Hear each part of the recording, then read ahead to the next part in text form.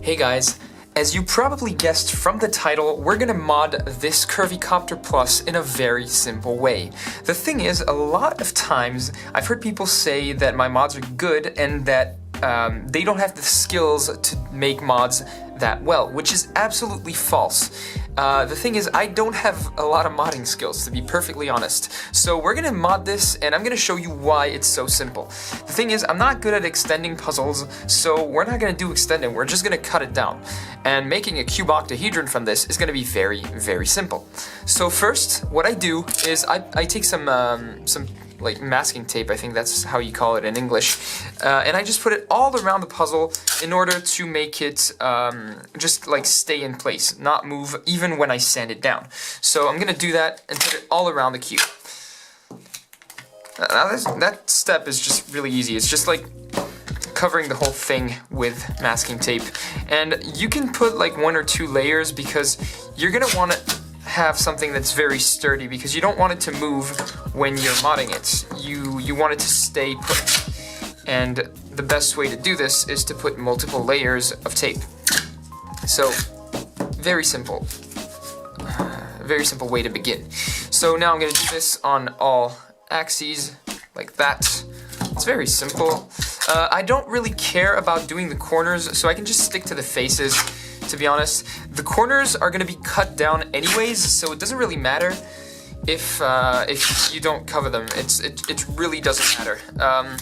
Now I'm moving a bit that way in order to really get all the faces in one go, and go all the way around the puzzle multiple times, while at the same time getting the top and bottom of each face.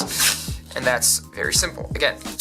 And the good thing is, I can still see the faces. Now that's very important. You can still see the faces through that type of tape, and that's something that I think is really nice, because you can put the lines where you're gonna cut it on the tape, and it's easier to do because you can see what you're doing through the puzzle. So now I'm moving that direction in order to catch the whole face. All right, nice, perfect, and one more. And now we're good.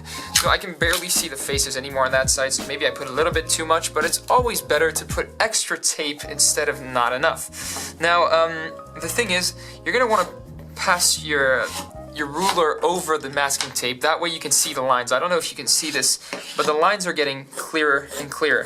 I'm gonna do the edges as well. That way I can see the line here, which is essentially the center of my edge. Now I'm gonna do the same thing here. Same thing here, here, and on every single side.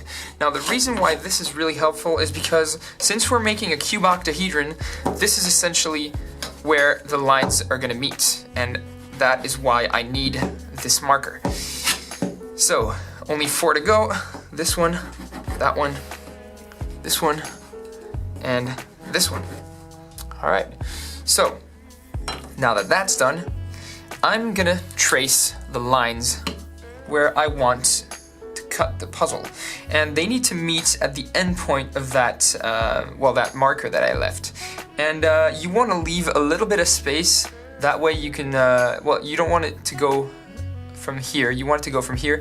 That way you can still fillet the edges and not cut too deep when you're sanding down and doing the final sanding. So you want to leave just a little bit of room. Like this, for example. I just left a bit of space on that side, bit of space on that side. Almost nothing, but it's enough to make it look better at the end. Now, I do this for every single face, and then I have the lines where I'm gonna wanna cut.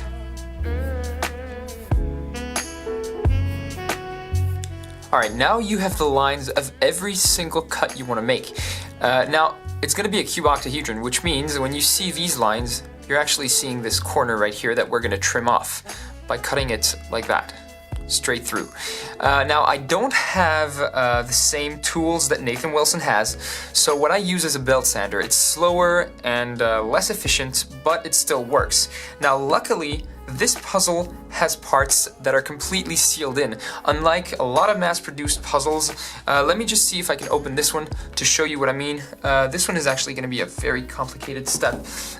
What I mean is, let's open my MGC here, that corner, as you can see, it's completely filled in. Sometimes puzzles have like a missing side or at least a cap. This doesn't even have caps. It's like glued completely. It's two halves that are glued together, and it's completely filled in, which means that if I push epoxy in, it's actually going to stay in. It's not going to pour out or out of a hole or something. So that's a good thing, which means when I'm going to cut down this whole thing, I'm going to be able to later on put epoxy and fill in the pieces without any difficulty. So now let's go to the belt sander and cut this down.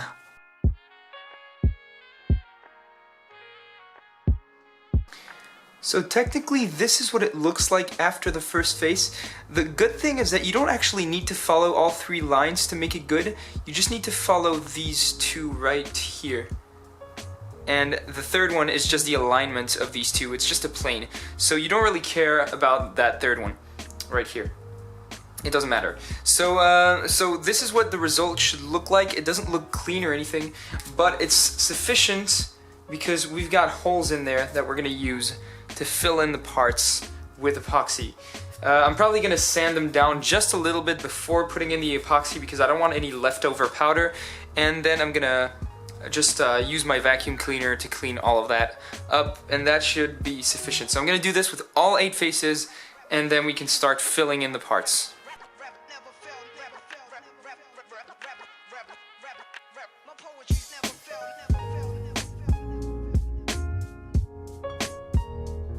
So those who watch Nathan's video know that epoxy is very simple to use.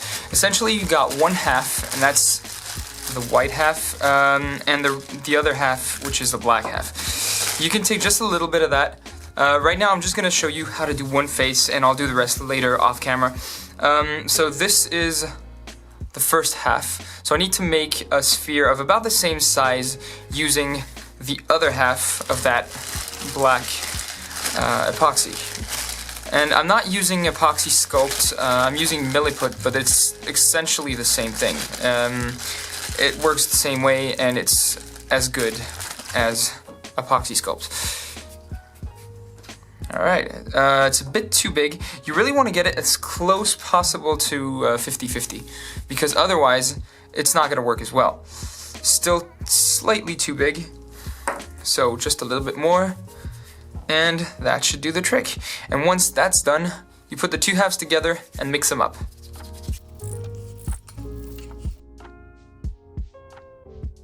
Okay, now you've got a shiny dark sphere of epoxy and dirty hands. But that doesn't matter, we'll just clean them off later on. So now what we want to do is fill in those parts with epoxy. It's not going to fit at first if you take a larger bit, a bit that's larger than the hole. So what you want to do is make rolls out of it and try to push them in as far as you can. The reason why I'm doing this is because at first you don't really know how deep these holes are, so what you want to do is make sure you try to push it in as far as you can. That way you don't have to keep on adding epoxy. See, right now it's filled already, and I still have to add epoxy to it and push it down until it stops being possible to push down epoxy. And I don't know how long that's going to take because I didn't fill in the back first, the back of the hole. Although it seems like it's working quite well. Whoops, I'm almost there. So I'm still going to add a bit of epoxy, and that should do the trick. Yep, I can't add any more, so what I'm going to do is I'm going to make sure it's filled in properly and add a little bit of extra that we're going to sand down later on. Now, the reason why I'm adding extra is because if I don't, then maybe at some point it's going to either shrink down when it's curing, or I'm just going to have missed a spot where it's slightly curved inwards, and therefore it's going to be visible on the sticker, because the sticker is going to take the shape of the piece itself, and that is not something that you want because it doesn't look as good, it doesn't look as nice. So now I'm going to do this with every single part of this face until they are all completely filled to the bottom. Alright, so as you can see, I've filled in the full face, and there are blobs of epoxy sticking out. That's because I put way more than I should have. As you can see, it's way thicker than it was before. And now I'm just going to need to sand down the face once it's cured. But first I'm going to put epoxy all over the puzzle, and then sand down every face individually. Okay, so this is what the puzzle looks like once you've finished filling all the faces. And now, I'm gonna sand it down right here.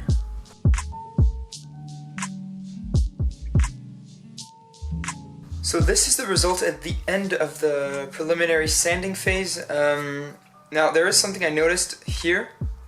There's a sort of gap, meaning that the epoxy was pushed down.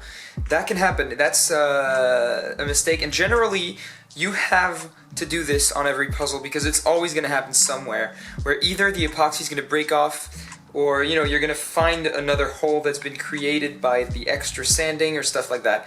Now I want to show you guys a method that's very simple to fix these small mistakes, because let's remember, you just sanded down a lot of faces. And what that means is you have a lot of leftover powder. So what we're going to do is use this super glue and glue the faces that don't feel perfectly flat.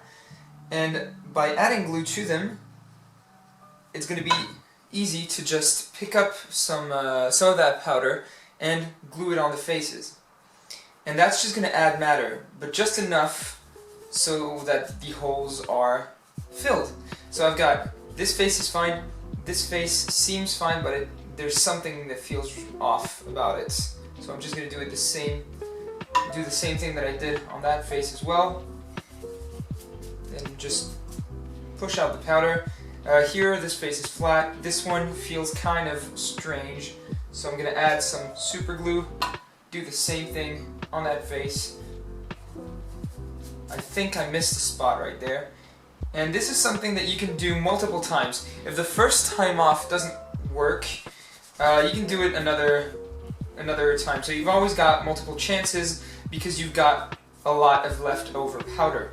And now it seems like all my faces are fine, except the 4 that I slightly changed, which means I can now sand down the faces that I just, where I just added powder. And adding super glue and powder just creates another very sturdy plastic. So essentially you're just sanding down just like you sanded down the rest. Okay, so the result is really nice. All the faces really feel flat, so there's no issues there. And now everything is sanded down properly, but it's still not on par with what I want. So this is now the time to do finishing touches, which means every single thing that you're going to do now is without a machine. The only problem with this method is that you need a machine, and that's just the belt sander. This is the only way to get flat faces. If you do this by hand with the sandpaper, it's going to do curvy faces because you're essentially pushing laterally like that. So you can't really not use a belt sander if you want flat faces. That's unfortunate, but it's the truth. So yeah, now just finishing touches and final sanding.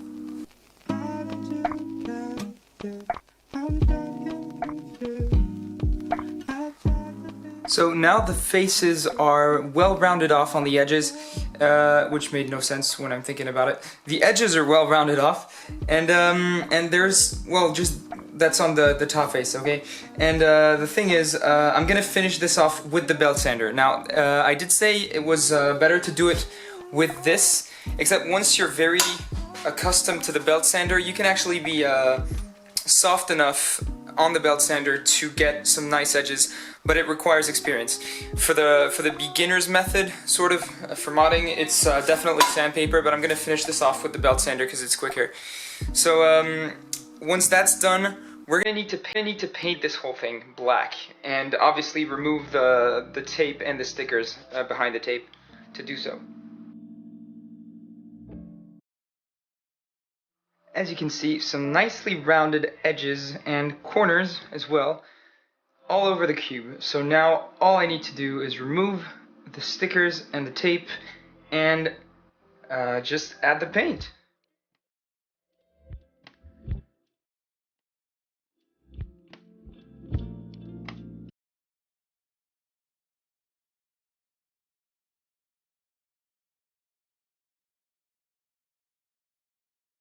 The most important part comes now, where you have to actually take the best picture you can of the puzzle with a white background and a ruler, as close as you can. Try to get some good contrast, and you're gonna be sending that to Oliver. And I got him. So now I'm just gonna sticker this thing.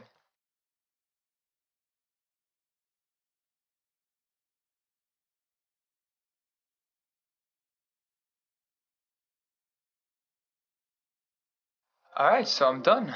And I stickered it completely randomly. I mean, there's orange, like yellow next to white, and red is beneath blue. I don't know, I completely randomly stickered it. That was an accident, so I just went with the flow.